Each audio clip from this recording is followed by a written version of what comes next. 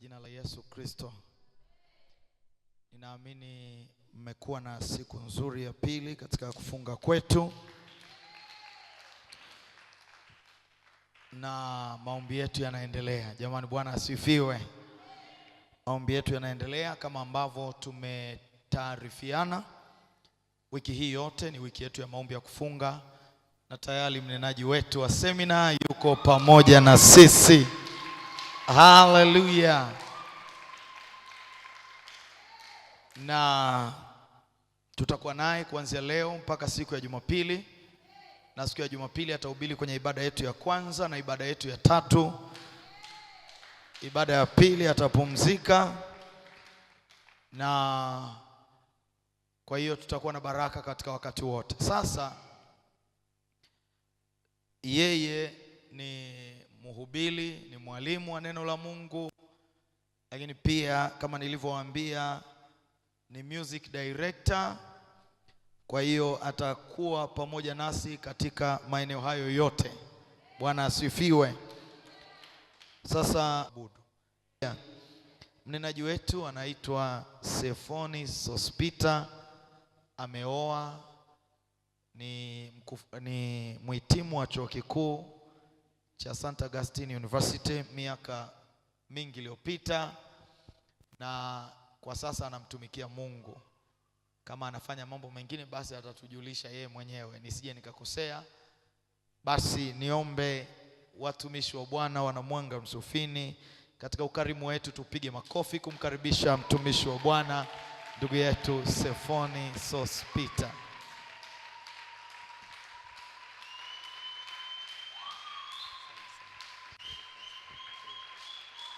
Amen. Amina. Tuongeze makofi kwa Yesu Kristo. Amen.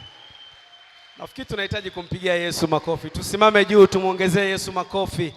Haleluya, haleluya. Shangwe kwa Yesu Kristo. Haleluya, haleluya, haleluya, haleluya. Ongeza tena shangwe kwa Bwana Yesu. Shangwe kwa Bwana Yesu. Asante mfalme wa falme. Unaweza ukainua mikono yako juu ukamshukuru Mungu kwa dakika moja. Baba, tunalitukuza jina lako. Wewe ni mwema, wewe ni nguvu yetu, wewe ni Bwana wetu. Asante Bwana. Hatutachoka kukushukuru mfalme, hatutachoka kulihimidi jina lako, hatutachoka kukutukuza kwa sababu unastahili. Asante kwa kanisa zuri la mahali hapa TAG Mwanga Msufini. Jina lako libarikiwe Bwana kwa kazi kubwa ambayo imefanyika na inaendelea kufanyika na itakayofanyika mahali hapa. Asante kwa sababu ya wamama wa mahali hapa, kwa sababu ya wababa wa mahali hapa, kwa sababu ya vijana wa kiume, kwa sababu ya vijana wa kike, kwa sababu ya watoto, kwa sababu ya wazee, kwa sababu ya viongozi wa kanisa na mchungaji wetu mzuri Pastor Amon na mke wake. Tunashukuru sana kwa neema yako. Umetupa wakati huu tena. Umetupa wiki hii ya maombi, wiki yenye nguvu, wiki ya kukuona wewe kwa upya, wiki ya kukujua wewe kwa upya, wiki ya kujijua sisi na kina nani mbele zako, na wewe Bwana kujijulisha kwetu zaidi. Asante kwa sababu tunatoka utukufu hata utukufu wiki hii. Asante kwa sababu Bwana tutatembea katika kile ulichokusudia katika jina la Yesu. Bwana, katika mwaka huu wa kupaa juu kama tai kwa kanisa lako hili Bwana zuri, Baba, ikadhihirika tena wiki hii ya kwamba uko mahali hapa. Asante kwa neema yako. Asante kwa kwaya zote. Asante kwa watumishi wako wa Mungu walioko mahali hapa. Na litukuzwe jina lako Bwana. Libarikiwe jina lako. Tunakutukuza kwa kuwa unastahili na unaweza. Amen. Amen. Asante mfalme. Amen. Amen. Tunaweza tukaketi. Amen. Bwana Yesu Kristo asifiwe. Haleluya. Wangapi ndio unaniona kwa mara ya kwanza ndio tunaonana yani? Asante. Wangapi tushaye kuonana labda? Amina. Asante sana. Nashukuru sana. Pastor na mama pamoja na uongozi wa kanisa, ninashukuru sana kwa heshima hii ambayo mmenipatia na kunikaribisha kwa ajili ya kazi ya Mungu mahali hapa. Asante sana. Na kuheshimu sana na nakupenda sana. Kwanza nilipopata wito wa kuja hapa niliogopa kidogo.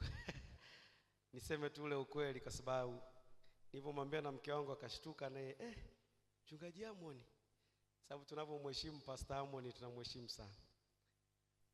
Na tunajua ni mtu wa neno. Unajua ukialikwa na mtu wa neno unakuwa na unakuwa challenge di mara mbili zaidi yani. Sasa mimi namjua Pastor Amon ni mtu wa neno sana, yani ize kati ya walimu na wakubali sana, na ambao pia binafsi wamekuwa baraka kwangu sana. Kwa hiyo nilipopata mwaliko wa kuja hapa, nikaona ni very divine, nikaona ni ya kimungu sana, na nikaomba Mungu neema yake tu kwamba kile alichokusudia basi akakitimize kwetu. Amen. Ninaitwa Sefoni Sospita. Sefoni alafu foni kama ya simu. Sefoni Sospita. Nimeoa na mke mmoja mzuri anaitwa Agnesi, ambaye pia kwa neema ya Mungu, mimi Pastor Amon alinilea wakati tuko chuo, wakati naingia chuo kikuu yeye ndo alikuwa anamaliza, akanilea kidogo kwa muda tuliokuwa nao kwa neema ya Mungu. Fikiri kama mwaka lakini pia kuna wakati aliishi Singida pia, na huko akamlea mke wangu kabla hajawa mke wangu. Wakati tuko wachumba, kwa hiyo anatufahamu sote, familia yetu anaifahamu vizuri. Kwa hiyo na mke wangu anaitwa Agnes, na tuna watoto wazuri wawili wa kike na wa kiume. Tunamshukuru Mungu kwa kutubariki. Amina. Ninamtumikia Mungu pale Mwanza, niko chini ya mchungaji John Mkua ambaye ni mchungaji wangu anaendelea pale kanisa la FPCT Mwanza Kiseke pale Mwanza. Lakini pia namtumikia Mungu katika huduma inaitwa Higher Life, ni huduma ambayo Mungu alinipa kuanza inahusika na umisheni na injili kwa ujumla. Lakini pia kwa neema ya Mungu ni mwalimu wa muziki, ni mwalimu wa neno la Mungu kama ambavyo pastor amesema. Ni mwandishi wa vitabu. Nina vitabu hapa vitatu nimekuja navyo, ila kuna kopi nyingi mtazipata kwa katibu. Nina kitabu kinaitwa Misingi ya Upigaji Bora wa Kinanda. Hiki ni kitabu kizuri kwa unayetaka kujifunza kinanda au na mtoto wako. Ni kizuri sana, nimechora michoro, nimefundisha kwa Kiswahili jinsi utapata kujifunza upigaji wa kinanda. Ni 15,000. Kuna kitabu kinaitwa Utukufu wa Sifa na Kuabudu. Ni kitabu kizuri sana cha jinsi ya kumsifu na kumtukuza Mungu. Sio kwa ajili ya waimbaji, ni kwa ajili ya watu wote. Ibada ni nini? Kwa nini tunamsifu na kumwabudu Mungu? Na siri nyingi. Moja kati ya somo nao lipenda ni siri inaitwa siri ya Baba, Bwana na Mfalme katika kumsifu na kumtukuza. Ukiangalia kwenye kumsifu na kumtukuza Mungu na ibada, au maneno matatu yametumika kwa nguvu sana. Bwana Mungu au Baba. Yesu akasema hivi, wote wamwabudu mapaswa wamwabudu Mungu katika akasema Baba watafuta watu kama hao. Ukiangalia vizuri Yesu anabadilisha mfumo. Anasema Mungu mlikuwa mnaabudu huko na huko, afu akasema kwenye ibada, alipofika kwenye ibada akatumia neno Baba, maana yake alibadilisha kuna vitu vya muhimu. Ni shilingi 10,000 tu, kijipatia kitakusaidia. Kitabu cha 3 nilicho nacho kinaitwa Nguzo za Mwimbaji na Mwanamuziki Aliyeokoka. Kwa neema ya Mungu huu ni mwaka wangu wa 22 kwenye huduma ya uimbaji na muziki. Kwa hiyo at least inaweza kawa na kidogo cha kusema kwa wanamuziki na waimbaji. Nilianza kumtumikia Mungu katika umri mdogo, lakini Mungu alinipa neema ya kutembea kwenye huduma mpaka muda huu. Kwa hiyo vipo, utavipata, nimekuja na kopi kadhaa, na Mungu awabariki sana. Amen. Tupo kwenye maombi na kufunga. Na ninamshukuru kwa kunipatia nafasi hii ya kuhudumu au kushirikiana neno la Mungu pamoja nanyi katika msimu mzuri sana wa maombi.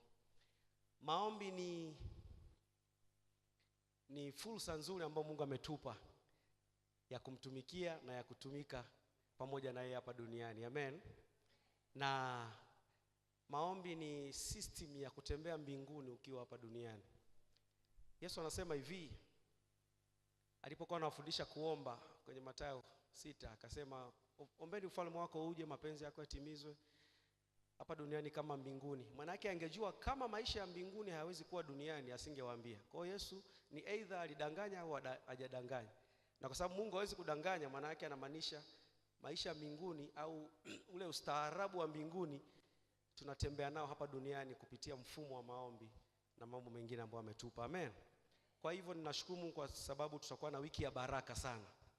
Mwambie mwenzako tutakuwa na wiki ya baraka sana. Tutakunywa na kula katika Roho Mtakatifu. Amen. Tutaogelea katika Bwana kwa namna isiyokuwa ya kawaida. Na kwa sababu Mungu anatupenda na Mungu yuko na sisi, yuko moyoni mwako na yupo hapa kwa ujumla, na atajidhihirisha sana katika maisha yetu. Basi niende moja kwa moja kwa neno la Mungu, na ninaamini tutakuwa na wakati mzuri sana na Bwana. Wiki hii tutatembea na somo linalosema kumiliki na kutawala. Possessing the land, kumiliki na kutawala. Kama unatumia Kiingereza unaweza kusema possessing the land, au kutawala ardhi au ufalme au eneo Mungu alilokupa. Kumiliki na kutawala, au possessing the land. Mungu wakati anatoa na Israeli akawaambia anaenda kuwapa nchi ya ahadi, nchi nzuri. Unfortunately wana wa Israeli hawakufika nchi ya ahadi. Ila walifika wapi? Walifika ni Kanaani, si ndio? Lakini Biblia inatuonyesha kwenye Agano Jipya, ukisoma vizuri kitabu cha Waebrania 12, Paulo kwa ufunuo wa Roho Mtakatifu, Paulo anasema Ibrahim na wazee wetu waliutazamia mji, lakini hawakufika kwenye huo mji. Tuliofika kwenye huo mji ni sisi wa Agano Jipya. Ni very technical kidogo, ni jambo ambalo kidogo limekaa kwa namna fulani, lakini tutafundishana, tutaona vizuri. Amen. Kwa Yesu alikuja hapa duniani, alileta ufalme, alitupa kuingia kwenye hiyo nchi ambayo ni ya maziwa na asali, kwenye hiyo nchi ambayo ni ya kibabe, ya kutawala. Ukiwa kwenye hiyo nchi wewe ni mtawala, na kila aliyezaliwa kwenye hiyo nchi anaitwa mwana wa Mungu, au anaitwa wa Kristo, aliyetokana na Kristo, au anaitwa Mungu, ambao wingi tunaita miungu. Bwana Yesu Kristo asifiwe sana. Kwa hapa duniani tupo na ni wapitaji, lakini katika upitaji wetu tunapita huku tukitawala, tunapita huku tukiteka mateka, tunapita huku tukiwa washindi katika kile eneo la maisha yetu. Naomba nifuatilie vizuri sana wiki hii kuanzia leo, na kama kuna ndugu yako hajaja, bila shaka utamwambia aje kesho na kuendelea, kwa sababu tutakuwa na wiki ya baraka sana, na Mungu atatudumia katika kila eneo la maisha yetu. Amen. Hongereni kwa kuwa hapa Kigoma, mahali pazuri na kanisa zuri kabisa. Mjipigie makofi. Ninaiona roho ya ubora. Hongera kwa mchungaji na watu wote. Mungu awabariki sana. Roho ya ubora ni nzuri, na najua hapa sio kwamba mmekwisha fika mnatamani mfanye zaidi, ila hata kwa hapa mimi niseme hongereni sana kwa kazi njema na nzuri, na Mungu ataendelea kuipanua kazi hii. Kama kuna kitu Mungu ameniambia kuhusu hili kanisa, kimoja wapo basi kati ya vingi ambavyo Mungu ataendelea kuvifunua, ni kwamba hili kanisa ni la kimisheni. Sijawahi kuongea na mchungaji kuhusu maono ya kanisa, I don't know, sijui, lakini ninachojua, na Mungu akanipa hili somo na nikaiona Kigoma kama ndogo sana, yani kama mkiamua na kupitia hili somo, na nimesikia vifaa vinavyokuja vingine vya Mungu baada yangu ni vizito sana. Kwa hiyo mimi nasafisha tu njia. Kwa hiyo kuna Mungu anaandaa kitu fulani kikubwa kwa ajili ya ufalme kutokea hapa kwenda duniani. Na mnisikize vizuri, kwa sababu nitahubiri kinabii sana. Yaani nitakuwa katika hali fulani ambayo itamfunua Mungu na uhalisia wake katika maisha yenu, katika maisha ya mtu mmoja mmoja, katika familia kama wewe ni mume au ni mke, lakini katika maisha ya kanisa kwa ujumla, kama kanisa la Mungu, kama mwili wa Kristo mahali hapa. Kwa hiyo ukae kikamanda, kwa sababu tutaenda kikamanda na Mungu atakuwa pamoja na sisi. Amen. Possessing the land, kumiliki na kutawala. Amen. Mungu amekuweka, ametupanda maeneo tofauti, na kuna wengine mtaendelea kupandwa ndani na nje ya nchi. Kuna mliopandwa kama wanasheria, kuna mliopandwa kama wafanyabiashara, kuna mliopandwa kama wafanyakazi wa serikali katika nafasi tofauti tofauti, whether ni mkurugenzi, wewe ni nani, ni mwalimu, ni nani, mliopandwa shuleni, kuna mliopandwa mitaani. Kwa Mungu ametupanda sehemu tofauti tofauti. Kuna ambao mnategemea kupandwa sehemu nyingine na Bwana ndani na nje ya Kigoma. Kwa hiyo tumepandwa kwa lengo moja la kumletea Mungu tukufu kupitia kutawala na kumiliki, na ili tumletee Mungu mavuno. Kwa hiyo whether utafanikiwa sana na kupata magari na utajenga majumba, ni jambo zuri na la msingi, lakini magari na nyumba na vitu vyote ni kwa ajili tu ya kuwa nyenzo ya kuendelea kutawala na kupanua ufalme wa Mungu mahali ambapo Mungu ametupanda na ametuamini tuwe. Amen. Hatuni magari tusifiane kwamba na gari kali kuliko wewe, no. Katika Mungu hivyo vitu vyote vinatusaidia kuweza kutimiza kusudi la Mungu. Amen. Kwa hivyo somo letu hili litaangazia sana maeneo mengi, na hasa kwa habari ya Roho Mtakatifu. Nitaenda kufundisha na tutaona vizuri kwamba tunatakiwa tutawale na kumiliki kwa namna gani. Tuende moja kwa moja kwenye kitabu cha Yoshua.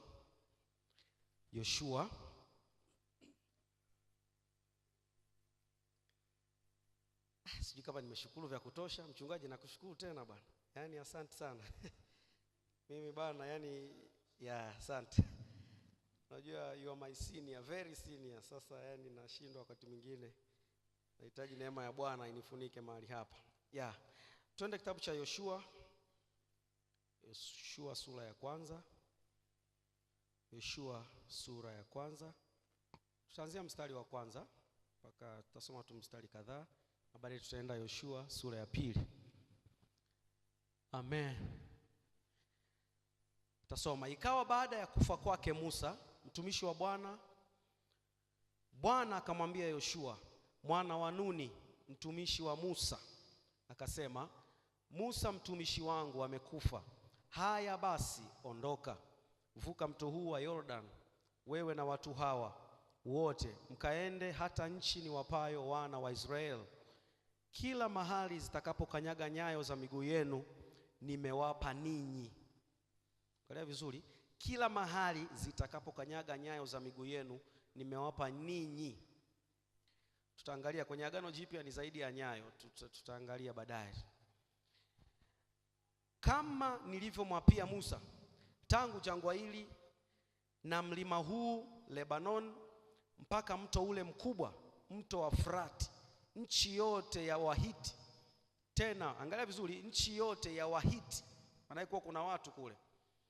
Tena mpaka bahari ile kubwa upande wa machweo ya jua, hapo ndipo patakuwa mpaka wenu.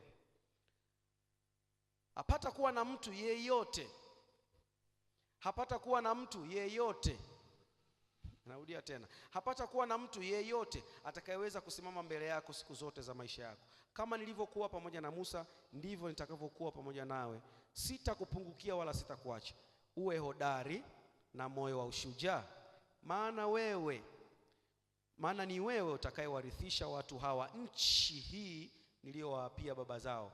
Ni wewe utakayewarithisha watu hawa nchi hii niliyowaapia baba zao, ya kwamba nitawapa. Uwe hodari tu na ushujaa mwingi, uangalie kutenda sawasawa na sheria aliyokuamuru Musa mtumishi wangu. Usiache kwenda mkono wa kuume au wa kushoto, upate kufanikiwa sana kila uendako. Kitabu hiki cha Torati kisiondoke kinywani mwako, bali atafakari maneno yake mchana na usiku, upate kuangalia kutenda sawasawa na maneno yote yaliyoandikwa humo. Maana ndipo utakapoifanikisha njia yako, kisha ndipo utakapostawi sana. Je, si mimi niliyekuamuru? Uwe hodari na moyo wa ushujaa, usiogope wala usifadhaike, kwa kuwa Bwana Mungu wako yu pamoja nawe kila uendako. 10. Ndipo Yoshua akawaamuru maakida wa watu akisema, piteni katikati ya matuo, mkawaamuru hao watu mkisema, fanyeni tayari vyakula, kwa maana baada ya siku 3 mtavuka mto huu wa Yordani ili kuingia na kuimiliki nchi awapayo Bwana Mungu wenu, mpate kuimiliki. Tuishie tu hapo. Twende sura ya 2 hapo. Yoshua mwana wa Nuni akawatuma watu wawili kutoka Shitimu kwa siri ili kupeleleza. Akawaambia, walikuwa wanaenda kupeleleza Yeriko sasa, sababu walikuwa wakivuka tu mto wanaingia mji wa Yeriko. Kwa wakatuma kupeleleza kwanza, enendeni mkaitazame nchi hii. Na Yeriko wakaenda, wakafika nyumbani kwa kahaba mmoja, jina lake aliitwa Rahabu. Wakakaa huko. Mfalme wa Yeriko akaambiwa kusema, tazama watu wawili, wana wa Israel, sio tu watu, wana wa Israel. Narudia tena, sio tu watu, wana wa Israel wameingia humu leo usiku ili kuipeleleza nchi. Mfalme wa Yeriko akatuma watu kwa Rahabu akasema, watoe watu wale waliokuja kwako, walioingia ndani ya nyumba yako, maana wamekuja ili kuipeleleza nchi. Yule mwanamke akatoa wale watu wawili akawaficha, akasema, naam, wale watu walikuja kwangu, lakini sikujua walikotoka. Ikawa wakati wa kufungwa lango la mji kulipokuwa giza, watu wale wakatoka, wala sijui walikokwenda. Wafuateni upesi, maana mtawapata. 6. Lakini yeye alikuwa amewapandisha darini, akawaficha kwa mabua ya kitani aliyokuwa ameyatandika juu ya dari. Basi hao watu wakawafuata kwa njia iendayo Yordani mpaka vivukoni. Na mara wale watu waliowafuatia walipokwisha kutoka, wakalifungua lango tena kabla hawajalala.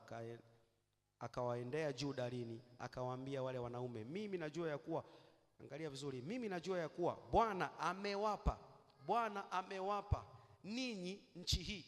Mimi najua ya kuwa, huyo ni Rahabu, huyo kahaba. Unaweza ukasema ana roho wa Mungu, unaweza ukasema yukoje, amjui Mungu, mwenye dhambi, vyovyote unaweza kusema, lakini akajua kweli hii moja. Kwanza akajua kwamba Bwana amewapa nchi hii, na ya kuwa hofu imetuangukia mbele yenu, na ya kuwa wenyeji wote wa nchi wanayeyuka mbele yenu. Maana tumesikia jinsi Bwana alivyoyakausha maji ya bahari ya Shamu mbele yenu hapo mlipotoka Misri. Tuishie tu hapo. Nashukuru sana. Hapa tunaona story ya wana Israeli. Pigia baba magoti, ambaye ubaba wote wa mbinguni na duniani unaitwa. Kwa maana yake ufalme wa Mungu umekuwa extended kutoka mbinguni kuja duniani, na ndio ilikuwa lengo la Mungu kuanzia mwanzo alipomuumba Adamu. Kwa Yesu Kristo, ukisoma vizuri katika kitabu cha Luka na kitabu cha Mathayo na vyote hivyo vya Injili, utaona Yesu, kwa mfano Mathayo 4:17 pale, utaona Yesu, Biblia inasema Yesu baada ya kutoka, ya kubatizwa na nini na kujazwa Roho Mtakatifu na kutoka katika kujaribiwa, Biblia inasema akaanza kuhubiri habari za ufalme. Kwa hiyo ufalme wa Mungu ndio issue kubwa kwenye neno la Mungu. Kwa hata tunaposoma Biblia kwa concept hiyo, au kwa huo mtaala, ninaita mtaala kwa sababu mtaala ndio unaotafsiri topic. Kwa whether tutajifunza maombi, tutajifunza utoaji, tutajifunza nini, ila tutajifunza vyote katika jicho la ufalme, katika jicho la Kristo, katika jicho la kumuona Kristo kama mfalme na kama ufalme wenyewe ulioshuka hapa duniani. Kwa sasa tukiangalia vizuri hata katika Biblia sasa, kwa mfano kwa habari ya wana Israeli, Mungu alikuwa anashughulikia na kingdom, alikuwa anashughulika na ufalme na utawala. Japo wao walionyeshwa kimwili zaidi, lakini Mungu alikuwa katika hali ya roho sana. Ndio maana Paulo anakuja kuongea hichi kitu kwenye kitabu cha Warumi sura ya 7 mstari wa 14, anasema sheria ilikuwa ni ya rohoni sana, lakini mimi nilikuwa mtu wa mwilini. The law was too spiritual. Yaani maana yake inamaanisha kwamba Mungu alishughulika nao kwa jinsi ya mwili, lakini ni kwa jinsi ya roho. Sema kwa sababu wao walikuwa hawajaokoka, kwa ilikuwa ni ngumu kushughulika nao wakati mwingine kwa roho sana, kiasi kwamba wasiweze kumuelewa Mungu. Lakini sisi wa Agano Jipya tunakuja kumuelewa Mungu vizuri, na yote anayotufundisha na aliyofundisha Agano la Kale kuliko hata watu wa Agano la Kale, kwa sababu tumeingizwa katika fungu la uungu, au tumezaliwa mara ya pili, au tumeingizwa katika ufalme sasa, kama ambavyo Mungu alikusudia toka mwanzo. Amen. Sasa tunaona wana Israeli hapo, Mungu amewapa ahadi na wanaenda kwenda kumiliki. Mungu anatumia maneno mengi sana hapo, mawili makubwa: kumiliki, kutawala. Maana yake anamaanisha kwamba watu amewatenga. Ndio maana nikaweka msisitizo kwa neno wana wa Israeli. Ukiangalia neno Israeli ni aliyeshindana na Mungu na wanadamu na akashinda, si ndio? Yani ilitoka kwenye ile vita ya Yakobo. Kwa hiyo ukiangalia tuchimbuko tu lenyewe la neno Israeli au la jina Israeli ni kutoka kwenye kitu cha kifalme, cha ushindi. Na ndio maana hapo anasema hivi, watu wawili wakatumwa, wana wa Israeli. Ni neno la muhimu sana, linaonyesha utofauti wao na watu wengine. Sasa katika kuweka msingi wangu huu wa neno na semina yetu hii, nataka utanielewa tu baada ya muda mfupi. Sasa katika kumiliki na kutawala, Mungu akawa amewatenga, akaita hili ni taifa lake, na katika kushughulika na taifa lake akawa na namna yake peke yake, au namna yake ya kushughulika na watu wake, kuanzia mfumo wa fikra, mfumo wa maisha kwa ujumla. Alishughulika na wana wa Israeli kwa utofauti na watu wengine wote, na ile ikaleta utofauti mkubwa baina ya watu, na ile ilikuwa ni picha tu kwetu sisi. Okay, Mungu ana agenda na taifa la Israeli hata sasa, lakini kuna agenda kubwa ambayo ni kupitia kanisa sisi hapa. Na hiyo tunaposoma habari za wana Israeli tunajifunza na kuona jinsi ambavyo Mungu anashughulika na sisi, au katika Agano Jipya kuna namna kubwa na ya ndani zaidi ambayo Mungu anashughulika na watu wake ambao ni sisi tuliomwamini yeye. Bwana Yesu Kristo asifiwe sana. Now Mungu akamwambia Yoshua wapeleke hao wana Israeli wakaimiliki nchi, na wana Israeli wakaingia kwa neema ya Mungu. Ukisoma vizuri Biblia utaona jinsi ambavyo walikuwa wanateka mateka na kumiliki, wanateka na kupanuka na kupanuka na kupanua mipaka.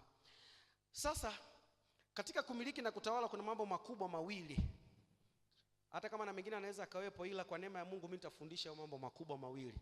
Kwanza, kuna jambo la tunaita identity. Identity kwa Kiswahili tunasema utambulisho. Katika kumiliki na kutawala, jambo la kwanza ni utambulisho, identity. Jambo la pili ni kutembea na Mungu, au Mungu kuwa na wewe. Au maeneo makubwa mawili tutayashughulikia katika hii semina. Utambulisho, lakini jambo la pili ni Mungu kuwa na wewe. Tusome kitabu cha Kutoka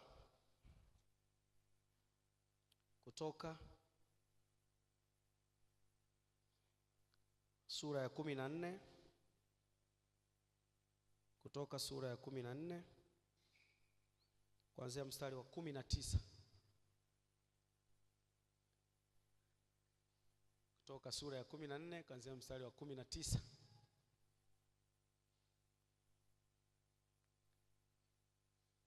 Kisha malaika wa Mungu, hapa ni wana Israeli sasa wameshatoka Misri, wanaenda sasa, wamefika bahari ya Shamu. Kisha malaika wa Mungu aliyetangulia mbele ya jeshi la Israeli akaondoka akaenda nyuma yao, na ile nguzo ya wingu ikaondoka hapo mbele yao ikasimama nyuma yao, ikafika kati ya jeshi la Misri na jeshi la Israeli. Napo palikuwa na lile wingu la lile giza, lakini lilitoa nuru wakati wa usiku, na hawa hawakuwakaribia hawa usiku kucha. Nitafafanua vizuri hilo andiko, ngoja tumalizie. Nitafafanua vizuri wa mstari wa 20. Kiswahili kimejitahidi kutafsiri, lakini hakijatafsiri ipasavyo.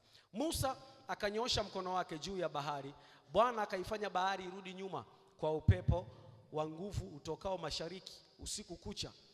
Akaifanya bahari kuwa nchi kavu, maji yakagawanyika.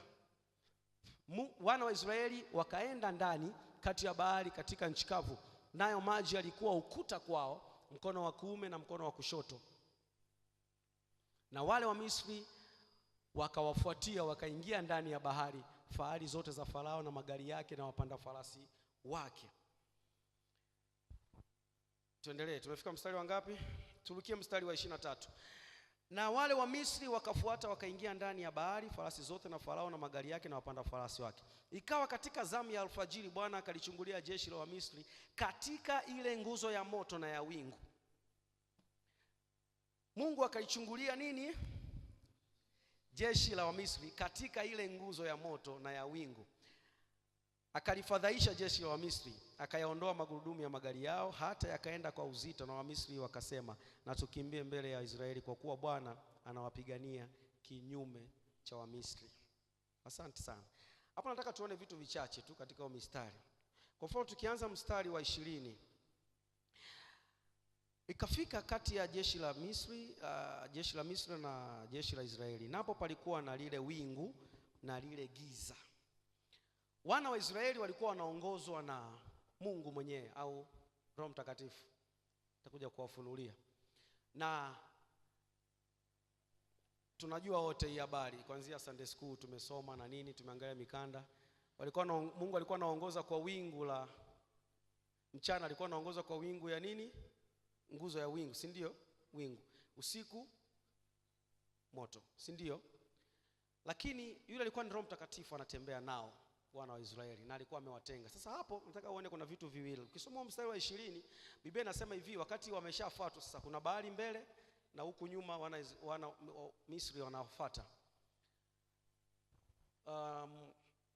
Ile nguzo ikahamia nyuma yao, iliyokuwa inawaongoza. Ikatenga. Biblia Kiingereza inaongea vizuri kabisa. katikati ya ile nguzo, ashumu hii ndio nguzo, alafu wana wa Israeli ndio nyie, alafu huku wako Misri.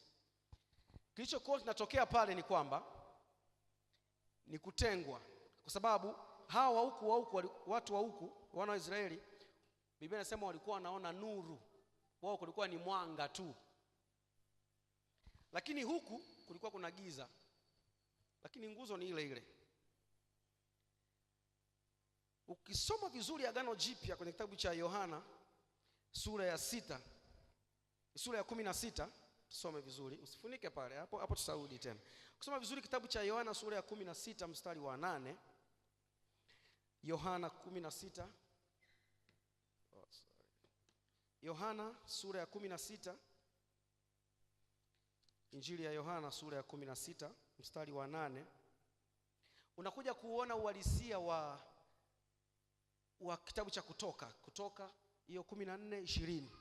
Sasa Yohana anasema hivi, 16 mstari wa 8, ni Yesu wakati anaongea na wanafunzi wake.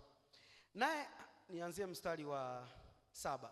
Lakini mimi nawaambia iliyo kweli, yawafaa ninyi mimi niondoke, kwa maana mimi nisipoondoka huyo msaidizi hata kuja kwenu, bali mimi nikienda zangu nitampeleka kwenu. Naye akiisha kuja huyo, atauhakikishia ulimwengu kwa habari ya dhambi, na haki, na hukumu. Tunaita 3 in 1, kazi tatu katika kazi ya Roho Mtakatifu duniani. Kwa habari ya dhambi, kwa sababu hawaniamini mimi; kwa habari ya haki, kwa sababu mimi naenda zangu kwa Baba wala hamnioni tena; kwa habari ya hukumu, kwa sababu yule mkuu wa ulimwengu huu amekwisha kuhukumiwa. Niko bado naweka msingi, kwa hiyo unaweza kuona kama ninaenda huku na huku, tutarudi tu, tutapatana pamoja, wala usiwe na wasiwasi. Amen. Sasa wakati ile nguzo imewatenga, hawa wanaona nuru, hawa wanaona giza, lakini katika nguzo ile ile. Na Biblia inasema, nitakusomea baadaye katika kitabu cha Isaya, hiyo nguzo ilikuwa ni Roho Mtakatifu. Kulikuwa kuna matokeo mawili tofauti. Kwanza, kwa sababu kulikuwa kuna wateule, wote walikuwa katika ardhi moja. Nataka uone vizuri, wote walikuwa katika ardhi moja, ni jangwani pote. Ni kama ambavyo wote tuko Tanzania. Kimwili tunahesabika wote ni wa Tanzania. Inahesabika kwamba wote ni wa Kigoma, mfano labda umezaliwa Kigoma au umezaliwa Mbeya, vyote vile. Lakini kuna matokeo mawili tofauti kwenye ardhi moja ile ile, kwa sababu kuna watu wa agano, kuna watu waliotengwa na Mungu kwa ajili ya Mungu, na kuna watu ambao hawajatengwa na Mungu, watu wa kawaida, wanadamu, wananchi wa kawaida. Sasa Roho Mtakatifu akawa ni mark, sababu mtu aliyeokoka amezaliwa kwa Roho, na mtu aliyeokoka anaongozwa na Roho wa Bwana. Tofauti zao zikaonekana hapa kwenye Agano la Kale, kwamba hawa tofauti yao ni nuru, hawa wanaona giza, lakini katika ardhi ile moja. Lakini aliyeweka tofauti ni Roho Mtakatifu. Ukija kuangalia vizuri kwenye Agano Jipya, Yesu anakuja kufunua hii siri, anasema hivi, Roho Mtakatifu atakapokuja duniani atakuwa na kazi kuu tatu. Ni moja kati au tatu katika moja, au tatu tuseme, 3 works. Roho Mtakatifu duniani anauhakikishia ulimwengu kwa habari ya dhambi. Alafu kazi ya pili, anawahakikishia wenye haki kwa habari ya haki. Kazi ya tatu, kwa habari ya hukumu. Afu Yesu anafafanua sasa, kwa habari ya dhambi, kwa sababu hawaniamini, hawajanipokea mimi. Kwa Roho Mtakatifu ndani ya mtu hamkondemu mtu, haji kuhukumu kwa habari ya dhambi. Kwa dhambi ni kwa ajili ambao hawajamjua yeye, yani kuna giza, kwa sababu dhambi ni giza. Biblia inasema tumehamishwa kutoka gizani kwenda nuruni. Kama ilivyokuwa tofauti kati ya Wanaisraeli na wale wa Misri. Misri walikuwa wanaona giza, lakini hawa walikuwa wanaona nuru kupitia chombo kimoja kile kile, Roho Mtakatifu. Maana yake nini? Roho Mtakatifu ndani ya watenda dhambi ana kazi ya kuonyesha kwamba wanamhitaji Kristo. Wao ni wenye dhambi, wako gizani. Lakini kwako wewe ana kazi ya kukuonyesha nuru ya Kristo ndani yako. Ana kazi ya kumfunua Kristo kwako. Kwa shetani uko tusishughulike napo. Yeye ameshahukumiwa na ataendelea kuhukumiwa. Kwa shetani, Roho Mtakatifu anazidi kumkumbusha shetani kwa habari ya hukumu alionayo. Now, sisi tulio ndani ya Kristo tuko pamoja na Wamisri, tunaweza tukasema, au tuko pamoja na ambao hawamjui Mungu. Tuko kwenye ardhi moja. Lakini sisi tumeambiwa tumepewa mamlaka kumiliki na kutawala. Kutokea wapi? Tunamiliki nini? Tunatawala nini? Lazima uelewe vizuri. Na aliyewawezesha kumiliki na kutawala katika Agano la Kale kama mfano wa Agano Jipya, kama tu shadow, kama kivuli, tunaona ni Roho Mtakatifu. Sasa ndio maana Roho Mtakatifu anakuwa halisi sana kwetu. Sasa tutajifunza sana kwa habari ya Roho Mtakatifu wiki hii. Lakini nataka niweke msingi kwanza katika hili jambo la kumiliki na kutawala. Roho Mtakatifu aliwatenga wana wa Israeli tofauti na watu wa kawaida. Identity. Nianze na pointi ya kwanza, ile ya utambulisho. Amen. Katika kumiliki na kutawala, Mungu alichotupa cha kwanza ni utambulisho mpya.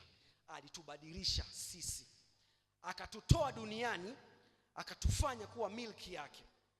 Ile eneo la pili la kutembea na Mungu tutalishughulikia nalo siku zijazo. Kuanzia kesho kutwa labda tutaendelea. Nataka kwanza leo na kesho, pengine Mungu akitupa neema, tuangalie issue ya utambulisho wetu. Amen.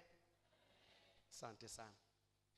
Na fungua kitabu cha Korinto wa pili sura ya 5 mstari wa 17. Korinto wa pili 5:17. Wana Israeli ilikuwa ni kivuli tu, lakini hawakufikia status, hawakufikia kiwango ambacho sisi tumo ndani ya Kristo. Biblia inasema hata imekuwa mtu. Tusome kwa pamoja, 1, 2, 3.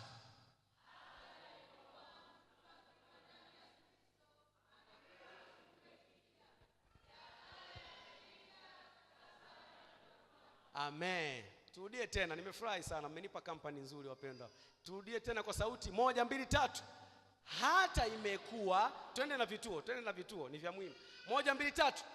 Hata imekuwa, mtu akiwa ndani ya Kristo amekuwa kiumbe kipya.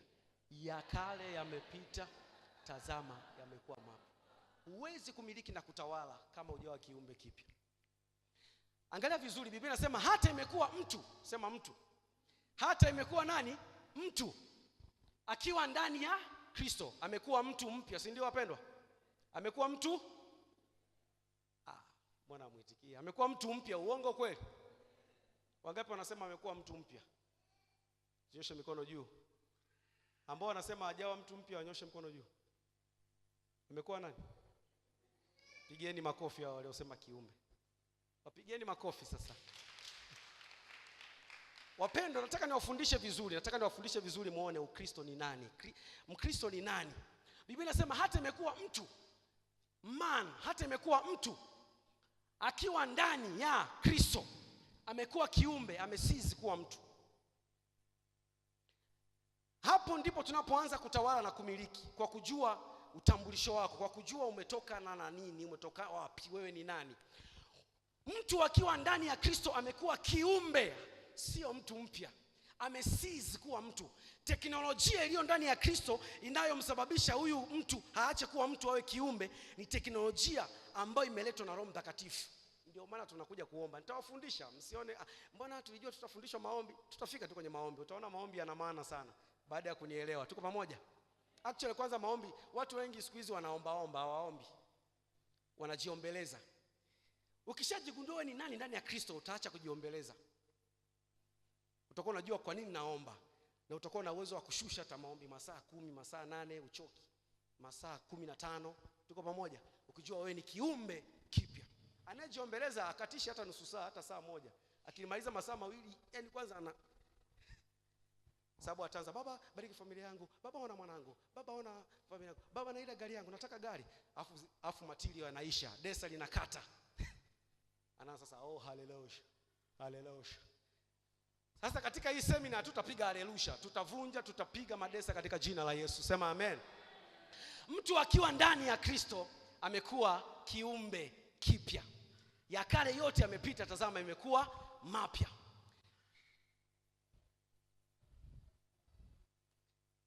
Hii ndiyo maana ya kuokoka.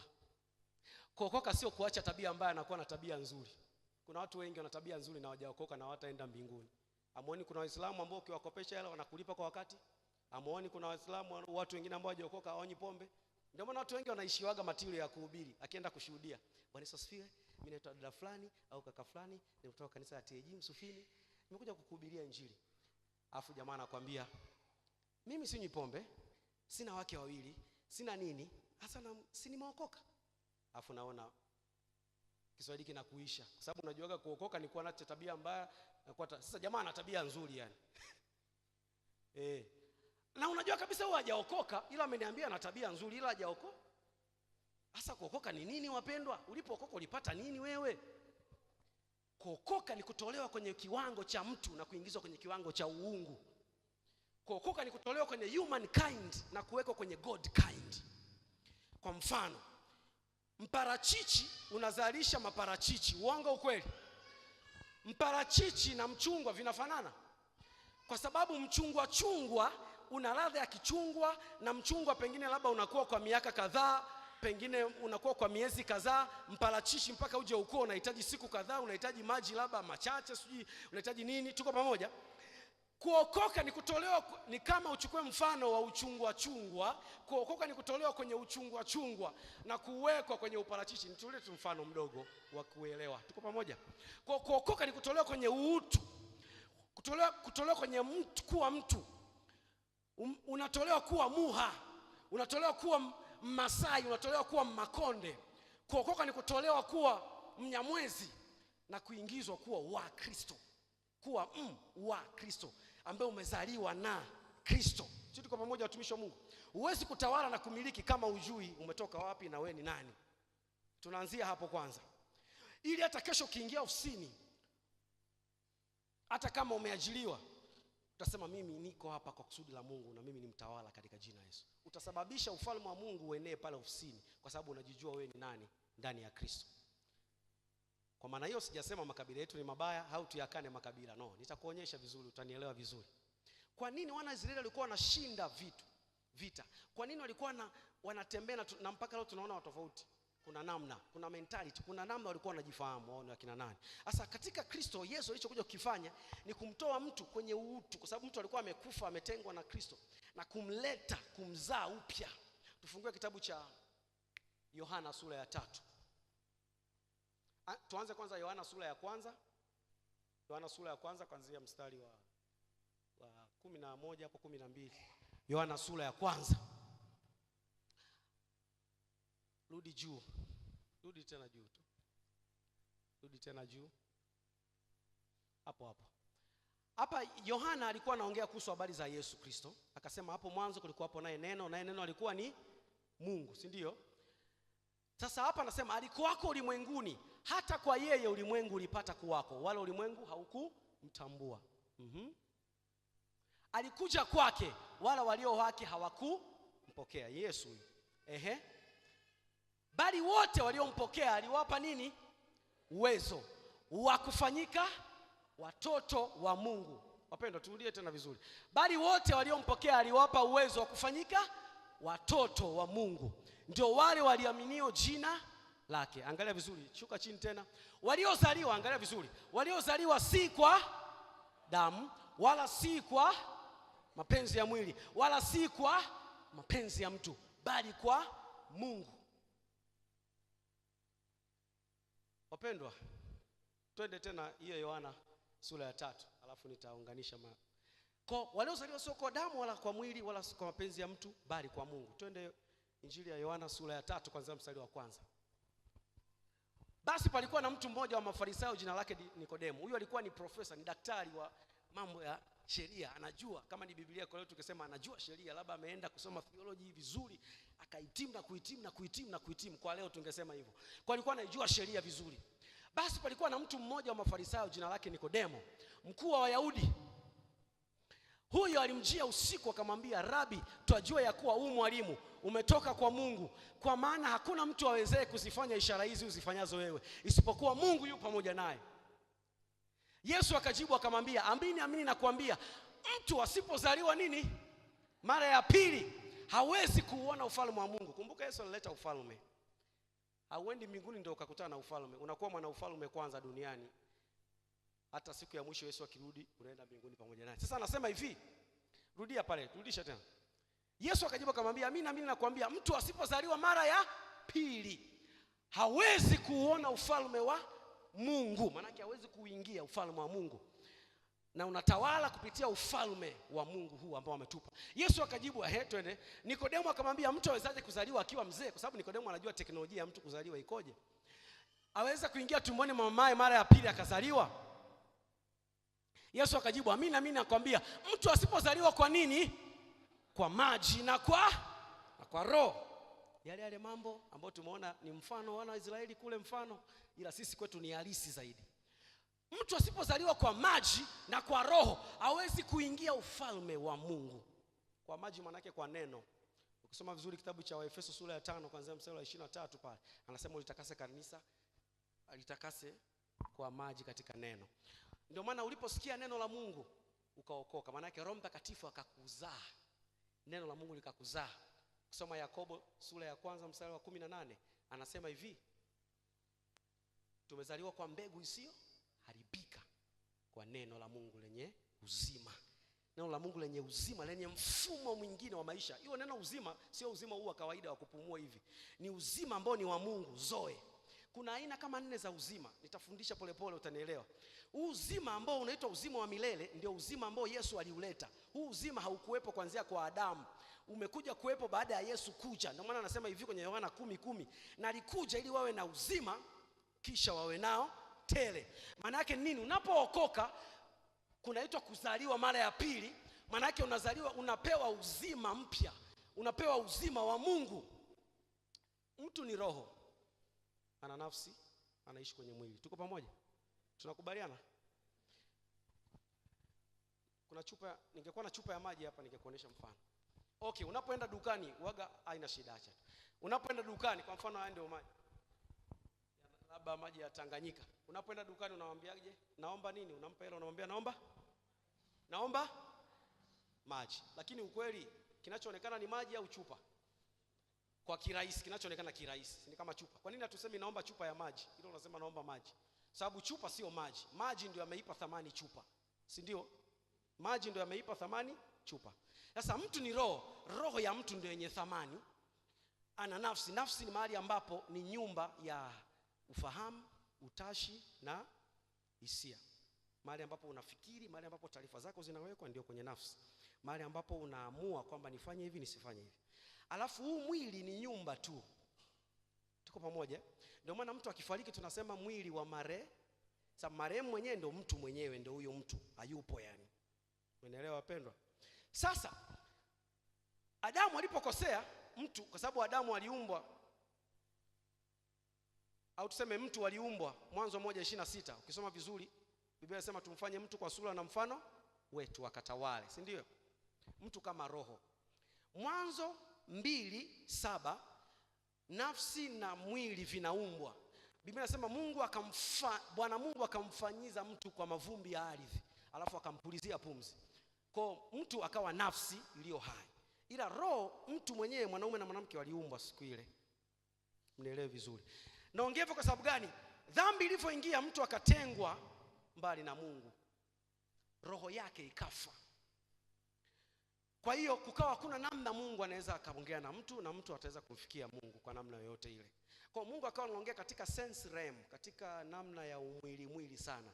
Ndio maana utaona Agano la Kale hata sauti ya Mungu alisikia kimwili sana na nini. Tofauti na sisi. Sisi unaweza kusikia kimwili lakini mara nyingi ni katika roho, kwa sababu tumewekwa katika standard moja na Mungu wakati huu. Tumefufuliwa pamoja na Kristo. Kwa ukisoma Waefeso sura ya 2 kuanzia mstari wa 1 utakutana na kitu kimoja kikubwa. Yesu kupitia Paulo anasema hivi: nanyi mlikuwa wafu kwa sababu ya makosa na dhambi mlizozitenda huko zamani kwa kumfuata mkuu wa uwezo wa anga. Alafu anakushuka chini anakuja kusema kwamba lakini aliwafufua pamoja naye. Maana yake nini? Alituzaa mara ya pili. Ninafafanua ile neno kuzaliwa mara ya pili. Tuko pamoja? Kwa Yesu akasema hivi, kilichozaliwa kwa mwili ni mwili na kilichozaliwa kwa roho ni roho. Sasa roho zetu ambao ni sisi halisi, unapokuwa umeokoka maana yake umeitwa, umezaliwa mara ya pili. Umetolewa kuwa mwenye dhambi, maana yake ukaletwa katika fungu la Kristo. Mnielewe vizuri sasa. Umetolewa katika standard ya mwanadamu, ukawekwa katika standard ya Mungu. Kumbuka mtu ni roho. Ulipookoka mwili wako kama ulikuwa una sentimita 20, labda ulikuwa hivyo hivyo siku ile, baadaye ndio kaongezeka. Lakini wewe kama roho ukawa kiumbe kipya.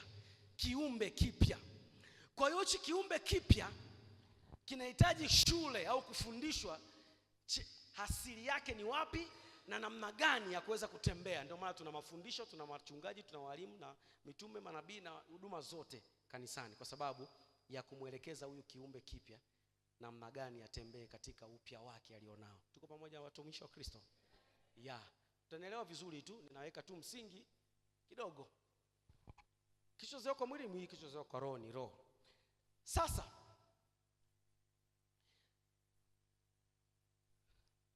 twende Ufunuo 5:9.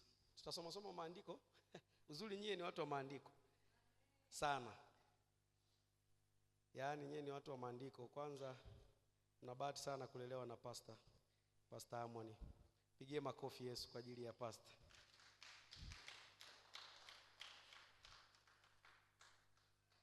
Mimi namfahamu pastor japo kwa kiasi, ni mtu wa neno, kwa hiyo sina wasiwasi na nyie. Ufunuo 5 kuanzia mstari wa 8 wa 9. Hata alipokitoa kile kitabu, hao wenye uhai 4 na wale wazee 24 wakaanguka mbele za mwana kondoo, kila mmoja wao ana kinubi. Yaani maono ya Yohana aliyoyaona huko mbinguni, akiwa anaandika sasa. Akasema hivi kule mbinguni wanachokifanya na alichokiona. Wazee 24 wanaanguka mbele za mwana kondoo, kila mmoja wao ana kinubi na vitasa vya dhabihu vilivyojaa manukato, ambao ni maombi ya watakatifu. Nao waimba wimbo mpya wakisema, wastahili wewe kukitoa hicho kitabu na kuzifungua muhuri zake, kwa kuwa ulichinjwa. Angalia vizuri, kwa kuwa ulichinjwa ukamnunulia Mungu kwa damu yako, ukamnunulia Mungu kwa damu yako watu wa kila kabila na lugha na jamaa na taifa, ukawafanya kuwa ufalme na makuhani kwa Mungu wetu, nao wanamiliki juu ya nchi. Si kama umeona? Kumiliki kunatokana na kwanza wewe uko wapi, position yako, identity yako, uhalisia wako ni upi. Biblia inasema hivi, Yesu, tumesherehekea Pasaka juzi hapa, kukumbuka kufa na kufufuka kwa Yesu, si ndio wapendwa? Tulikuwa tunasherehekea kitu kikubwa sana. Wapendwa, nikisema nimenunua simu ya Mheshimiwa Agustino, naomba uniuzie hii simu yako. Nikisema nimeinunua hii simu, itaendelea kuwa ya Agustino? Itaendelea kuwa ya Mheshimiwa? Hapana, ni ya kwangu, si ndio? Asante sana. Biblia inasema hivi, kwa damu ya Yesu Mungu alitununua kutoka, angalia tuliponunuliwa sasa. Na kufundisha mahali ambapo tumeitwa kwenda kutawala, ndio mahali ambapo tulitolewa. Ukiendelea kujiona kama mahali ulipotolewa, hautatawala hata kidogo. Angalia, anasema hivi, rudi, akamnunulia Mungu, rudi sasa. Tuone tuliponunuliwa sasa. Amen. Wapendwa, tunakubaliana sisi ni watawala. Tuone tuliponunuliwa sasa. Nao waimba wimbo mpya wakisema, wastahili wewe kukitoa hicho kitabu na kuzifungua muhuri zake, kwa kuwa ulichinjwa ukamnunulia Mungu kwa damu yako watu wa kila moja, watu wa kila kabila na lugha na jamaa na taifa. Wapendwa, tumenunuliwa kutoka huko. Ni kweli Unyakyusa ni mzuri, lakini ukijisifia Unyakyusa kuliko Kristo, utapigwa na vinavyowapiga Wanyakyusa. Utaishia walipoishia Wanyakyusa wa kawaida. Uha ni mzuri, lakini sio mzuri kama ufalme wa Mungu utakoza kutawala. Ukiendelea kujisifia uha sana, utaishia walipoishia wao wa kawaida tu.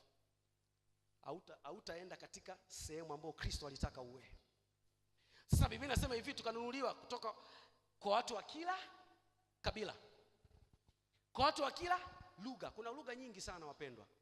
Ndio maana watu wengi makanisani hawaoni baraka za Mungu, kwa sababu hawajui kama wametolewa kwenye lugha za aina fulani. Wewe unakuja hapa Jumapili unamtolea Mungu 10,000, 100,000 yako, milioni 10,000, milioni ngapi, 10,000, 20,000. Kwa nini tunatoa 10,000 na sadaka? 10,000 na sadaka ni system ya kimungu ya kumtoa mtu kwenye kutawaliwa na mifumo ya dunia inayokula na kuharibu uchumi na maisha ya watu. Hiyo ni moja asili ya kwa nini tunatoa sadaka. Ndio maana akasema hivi, nitamkemea yule alaye, kwa sababu alaye ni mfumo, alaye ni system Yesu alisema hivi, mwivi haji ila aibe, avunje na kuharibu. Na kufundisha kidogo, utanielewa tu vizuri hata kwa nini tuombe na tuombeje. Kwa mfano wewe umekuja hapa Jumapili ukatoa, maana yake kimungu umejitenga na mfumo wa dunia unaokula, mfumo unaowatawala watu, ili wewe uwe mtawala juu ya huo mfumo. Wangapi tunakubaliana kuna mfumo wa shetani ambao unafanya kazi na kuna mfumo wa Mungu? Sasa mfumo wa Mungu unaofanya kazi, unafanya kazi kwa kanuni mojawapo hiyo ya sadaka. Kwa mfano umekuja ukatoa Jumatatu, ukirudi ofisini unarudi kwenye lugha ulioiacha. Jumapili umeongea lugha nyingine hapa kwamba Mungu, siamini katika kushindwa, siamini katika uchumi wa Tanzania, ninaamini katika uchumi wa mbingu.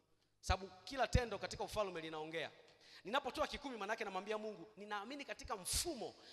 Paulo akawaambia hivi wa Filipi, Mungu wangu atawajalizeni nyinyi kwa kadri ya utajiri wake, sio kwa kadri ya biashara ulizonazo, sio kwa kadri ya wingi wa kazi unazofanya, sio kwa kadri ya madili ulionayo, no, kwa kadri ya wingi wa utajiri wake.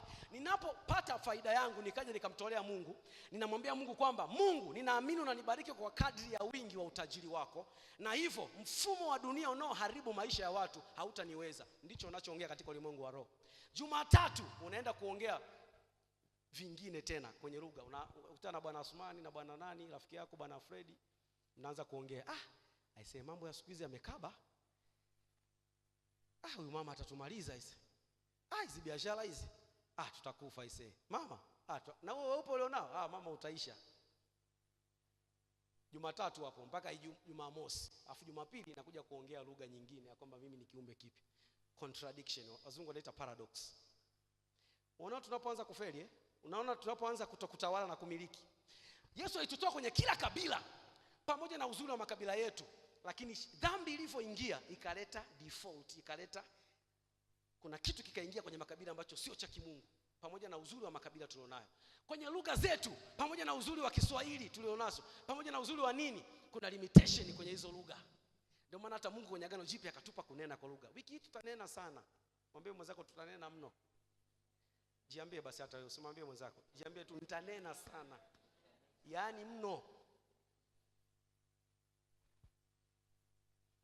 Lugha na jamaa ni ndugu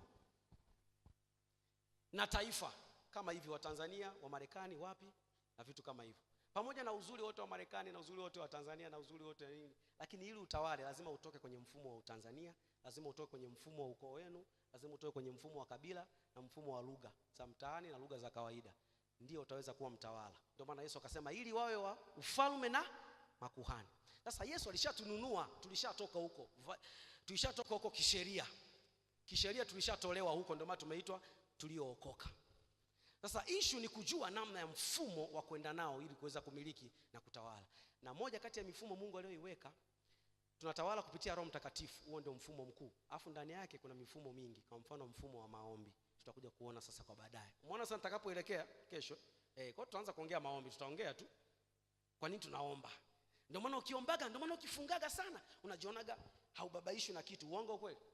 Ni kwa sababu ukiomba sana na kufunga, Biblia inasema wewe ulipookoka ulihamishwa makao, sasa hivi uko mbinguni. Yaani unaishi kutokea mbinguni. Ndio maana ukiwa muombaji sana, ule uhalisia wa mbinguni unakuaga mwingi sana, au jioni kama ni wa duniani.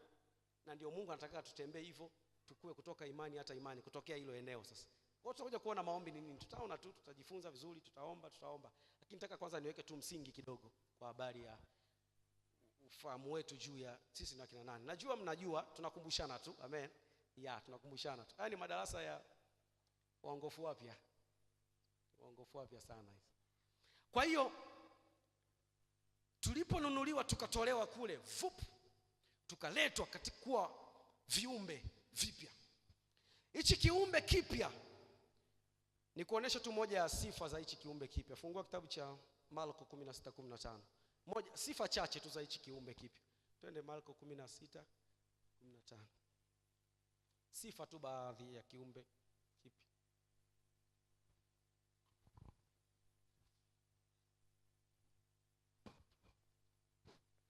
Tumefika? Akawaambia nendeni ulimwenguni mote mkaihubiri injili kwa kila kiumbe. Twende. Aaminie na kubatizwa hata, asiamini hata hukumiwa. Twende. Na ishara hizi zitafuatana nao waaminio. Wapendwa, wangapi tumemwamini Yesu hapa? Sasa anaongea hivi. Yaani ni moja tu ya CV, ni CV chache tu kati ya nyingi. CV au mfumo wa maisha watakaoishi nao wao walioamini. Yesu ndo anachomaanisha. Au watakao niamini mimi wamebadilishiwa teknolojia ya uumbaji wao, sio watu wa kawaida. Anaanza kuongea sasa. Kwa jina langu watatoa pepo. Chini kitu kikubwa sana. Sababu pepo anamiliki watu, anawafanisha anavyotaka. Lakini wewe unakuwa katika mfumo wa kuwatoa hao pepo ambao wanamiliki watu. Manake wewe unatoa watu ambao unatoa viumbe vinavyomiliki hapa duniani. Watasema kwa lugha. Tumeona kule tumetoka kwenye lugha. Kwa lugha mpya hapo ina maana mbili. Kunena kwa lugha kabisa, lakini na lugha ya roho nyingine ambayo tunafundishwa na Roho Mtakatifu kupitia neno. Amen. Ukisoma Wakorintho wa kwanza sura ya 2 kuanzia mstari wa 9, 10 kushuka kuanzia mstari wa 12 anasema hivi. Roho Mtakatifu tuliyepewa anatufundisha mambo ya rohoni. Anasema mtu wa mwilini hawezi kuelewa mambo ya rohoni. Alafu anasema hivi, hayo mambo ya rohoni tuliyofundishwa twayanena kwa maneno tunayofundishwa na Roho. It means kama umekutana na Mungu kwenye eneo la uzima na uponyaji, usirudi tena kuongea magonjwa. Ndio anachomaanisha. Lugha mpya umepewa. Ukimjua Mungu kwenye eneo la fedha na uchumi, usirudi tena kuongea mambo ya kinyonge. Lugha zinabadilishwa. Kwa kila encounter, jinsi kila unavyoendelea kukutana na Kristo katika eneo fulani, anabadilishaga lugha. Unaacha kuongea lugha za watu. Unaacha kuwa mwananchi. Unakuwa kiumbe kipya kwenye hilo eneo. Japokuwa ulishawekwa kuwa kiumbe kipya ulipoamini. Si unanielewa sasa? Kwa lugha zinabadilishwa. Watashika nyoka, hata wakinywa kitu cha kufisha hakitawadhuru kabisa. Kwa sababu gani? Mfumo waliotengenezwa hawa watu ni mfumo mwingine. Huu mfumo tuliotengenezwa nao, hatuishi kwa kutegemea damu na nyama, tunaishi kwa kutegemea Roho Mtakatifu. Nitawafundisha, tutaona kuanzia kesho. Kiumbe kipya hakiishi kwa damu na nyama. Kiumbe kipya kinaishi kwa Roho Mtakatifu. Mfumo wa upumuaji wa kiumbe kipya sio damu na nyama. Mfumo wa upumuaji wa kiumbe kipya ni Roho Mtakatifu. Halo, mnanielewa? Ungeane mikono kidogo basi. Tutafika hapo, tutaona. Naenda kumalizia, najua muda wetu umekwenda sana. Hakuna kitakachowadhuru kabisa. Hilo neno kabisa maana yake alikuwa anaonyesha msisitizo sana Yesu. Wataweka mikono yao juu ya wagonjwa nao watapata afya. Maana yake hawa watu hivi viumbe vimepita mfumo, kuna system yao ya kiafya nyingine, sio kama hii.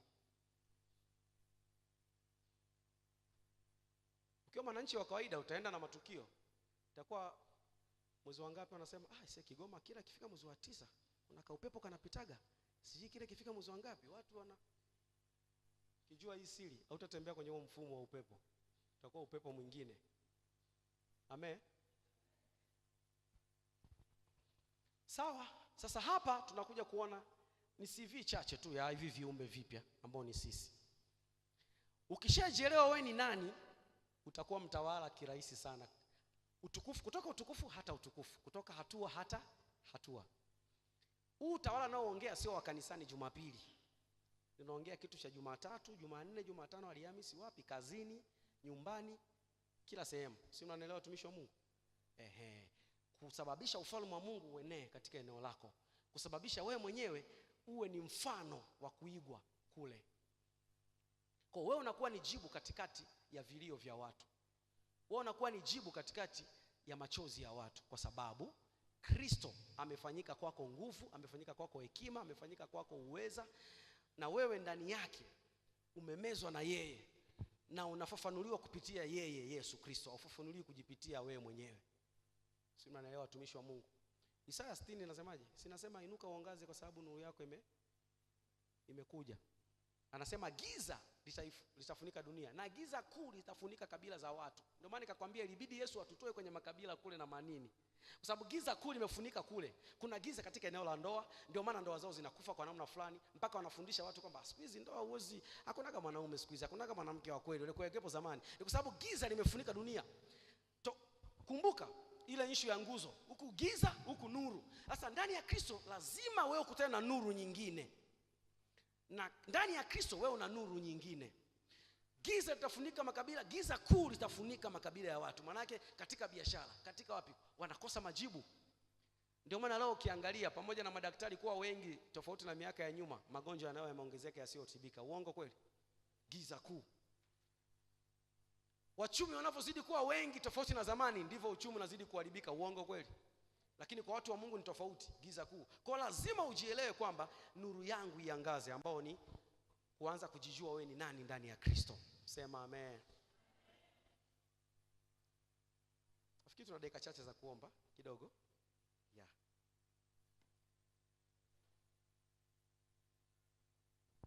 Kesho tutazama ndani zaidi na tutaenda kuona vizuri sasa mambo yanavyokuwa. Lakini ni tamani kwa neema ya Mungu kuweka msingi kidogo kwa ajili ya kuweka uelewa ndani yetu kwamba sisi ni akina nani. Kama umeshamwamini Yesu Kristo kama Bwana na Mwokozi wa maisha yako, wewe ni kiumbe kingine kabisa, ambacho kiko juu ya magonjwa, ambacho kiko juu ya uchumi mbaya, ambacho kiko juu ya kila namna mbaya za dunia. Hizo namna zitakuja kutaka kukujaribu, kutaka kukuangusha. Kama nilivyowaambia, Wamisri na Waisraeli walikuwa ardhi moja, lakini matokeo yalikuwa tofauti. Kuna waliotawala na waliotawaliwa. Kwa Mungu anapotufundisha kwamba sisi ni wakina nani ndani yake, lazima tujue kwamba anataka sisi tutawale kwa sababu na kwa ajili ya utukufu wake. Sema amen. Kwa ajili ya utukufu wake. Ili turudi kwenye makabila kule, ili turudi kwenye lugha, ili turudi kwa jamaa zetu, ili turudi kwenye mataifa, kwenye taifa letu, turudi tukitawala na kuonyesha njia ya kweli ipi katika kila eneo la maisha. Wapendwa, dunia inamhitaji Yesu sana. Nasema hivi, dunia inamhitaji Yesu sana. Japo haijui kama inamhitaji, ila inamhitaji sana.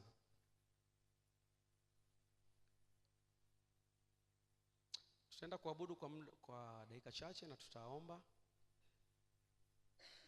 Bwana yuko hapa kwa nguvu nyingi sana. Unaweza kusimama juu.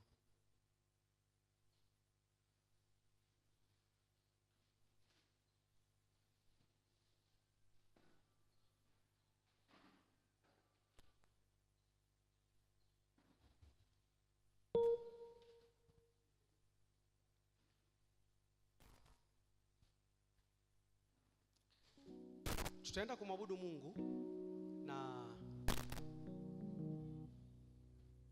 kumbe mheshimiwa yuko hapa bwana. Kwa sija barikiwe sana rafiki yangu huyu bwana. Barikiwe mtu wa Mungu. Asante sana, tutumika naye kipindi fulani. Tutaenda kumwabudu Mungu na baada ya hapo tutaomba. Na katika maombi ya leo, ninajua pengine kuna mahitaji ya kuombea, lakini kwa leo nitaka tungeomba na kukiri sisi ni wakina nani ndani ya Kristo. Utakiri kwamba mimi ni kiumbe kipya, nakataa kuonewa na kila aina ya vitu vinavyoonea wanadamu wa kawaida. Jitamkie sana, mimi ni kiumbe kipya, mimi ni mwenye haki. Hata kama unaona kuna dhambi inakusumbua inakufuatafuata, jiambie mimi ni mwenye haki wa Kristo, mimi ni mtakatifu wa Mungu, mimi nimetengwa kwa ajili ya kusudi la Mungu. Jitamkie sana, jitamkie watoto wako, familia yako kwa habari hiyo. Na moja kati ya maombi tutakayoyaomba leo, Mungu anataka kushughulika na eneo la, kama nilivyosema, kuna uamsho mkubwa sana hapa ili kanisa. Mtatuma wamishonari wengi na pengine ameshaanza kutuma, I don't know. Lakini kuna kitu kikubwa ili kanisa la kimisheni. Na sasa Mungu misheni wake ameanza kwenye unity ndogo, ameanza kwenye familia. Kama kuna kitu najua leo Mungu atakishughulikia ni familia zetu. Kama uko karibu na mume wako, msogelee karibu. Kama mume wako au mke wako hajaja, basi baadaye tutaomba maombi ya pamoja ya kifamilia kwa namna fulani, kwa sababu kuna vitu Mungu anataka vifanye. Asante, asante, asante kwa fadhili zako. Asante, asante, asante kwa fadhili zako. Kanisa zima tuinue mikono na kuimba kwa sauti. Asante, asante. Kanisa tumwimbie Mungu kwa ushindi. Asante, asante, asante kwa fadhili zako. Asante Bwana, asante, asante, asante Mfalme, asante kwa fadhili zako. Asante, Asante. Asante. Asante. Zenemoya nemo sunamayana. Asante. Haleluya, haleluya. Kwa fadhili zako. Asante. Asante. Asante. Asante. Asante. Asante. Kwa fadhili. Kwa fadhili zako. Mwambie Yesu asante. Asante. Asante. Asante. Jenemo yenemo sanama. Asante. Sinema yenemetia. Kwa fadhili zako. Bwana asante. Asante. Yesu namaya. Asante. Yesu nemeina maya. Asante. Zenemeana maya na Kwa maya na maya. fadhili zako. Tunapoendelea kumwabudu Mungu, ninaomba kanisa mpaze sauti tumwabudu Mungu. Tumwabudu, tumwambie tu asante, asante. Sababu kuna neema ya Mungu kubwa sana hapa. Mwabudu Mungu kwa sauti yako kama umetumwa. Sababu Roho Mtakatifu anaanza kutembea hapa kwa namna isiyo ya kawaida. Mpe tu ibada yake Mungu, mpe tu ibada yake Mungu. Roho Mtakatifu yuko hapa kwa wingi sana. Zenemo, zenemo, zenemo, zenemo, zenemo. Jimla ko zenema. Bwana asante. Oh, asante. Jeni mo santa moya nemeyane moya. Asante. Kwa fadhili zako. Umetukuka, umetukuka, asante. Jine moya na moya. Jine moya na moya. Jine mo. Kanisa imba, imba, imba. Yuko hapa Roho Mungu. Asante. Jine mo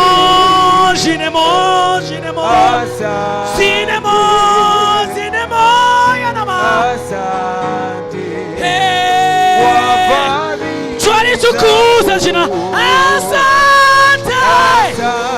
Oh, jine moya na moya. Jine moya na moya. Kwa fadhili zako. Sinemona marande monuska na mayana mashente monusa. Kama umejazwa Roho Mtakatifu, anza kunena kwa lugha sahihi. Punguza kidogo, kidogo. Shusha kidogo, kidogo. Sora mazanta mayana ma. Roho Mtakatifu yuko hapa kwa wingi sana. Nimesema anayetupa kujijua sisi na kinani ni Roho Mtakatifu. Maana ametuzaa yeye. Hii wiki itakuwa ni wiki kubwa sana, sababu watu wengi mtajazwa Roho na pia watu wengi mtaongezeka katika Roho Mtakatifu. Mase kontamoze nemondus garamandes. Tunamshukuru Mungu kwa ajili ya mtumishi wake.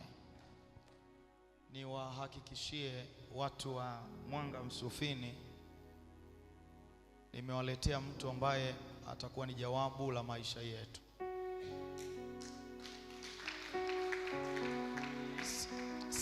Siwaleti watu kwa sababu ya urafiki kabisa. Sileti mtu kwa sababu sijawa karibu naye kwa muda mrefu, lakini nafahamu ana kitu cha kimungu. Na wakati fulani nilipokuwa nikiomba, Mungu aliniambia haya ni majira ya huyu kuja kwenye kanisa hili. Maana yake kuna watu ambao Mungu anaenda kuachilia majibu yao kupitia yeye. Bwana Yesu asifiwe. Kwa hiyo mimi napoomba namsikiliza Mungu ananiambia nimlete nani. Namleta mtu yoyote ambaye yeye anasema nimlete kwa majira. Na mimi nakuwa sijui sana, yeye ananiambia huyu ndio mtu wa majira. Na niwaambieni kwa wiki hii huyu ndio mtu wa majira kwa kanisa letu la TAG Mwanga Msufini. Kwa hiyo usikose, hudhuria. Kuna kitu kikubwa ambacho Mungu atamtumia. Bwana asifiwe. Yeye ni mwanamuziki, ndio huduma kubwa ambayo ameifanya, lakini pia Mungu anatuambia kwamba wapo wanamuziki walionyoka sana, na wapo wanamuziki wanaompenda Mungu sana, na wapo wanamuziki waliojaa roho sana. Mmenielewa watakatifu wa Bwana? Kwa hiyo usikose, na atakuwa pamoja na wanamuziki siku ya Jumamosi. kesho saa 10 kamili tunaendelea. Na unapokuwa kwenye hali ya hewa kama hii na mtumishi wa Mungu wa aina hii, basi wewe ni vizuri ukafika mapema, jiunganishe na yule mtumishi wa Mungu ili kwamba Mungu amtumie kusema na vitu ambavyo viko kwenye maisha yako. Unahitaji msaada, unahitaji uponyaji. Ndio maana ya maombi kabla ya semina kuanza. Manake wewe mwenyewe unajipeleka mbele za Mungu, alafu yeye ana connect. Chukua sadaka yako tumtolee Bwana, na tutakuwa tukiondoka kwenye semina kama hizi. Kuchelewa kunaweza kukatokea, lakini uponyaji unaotokea ni wa muhimu kuliko kuwahi nyumbani. Tukiwahi tukiwa bado tuna shida hakuna maana, lakini Mungu akituhudumia na akatuponya, basi tunaondoka tukiwa na majibu yetu. Hilo ni la maana zaidi. Inua wako uwe pamoja nasi majumbani, na yote ambayo mtumishi wako ameyatamka yakatokee katika jina la Bwana wetu Yesu Kristo. Amen.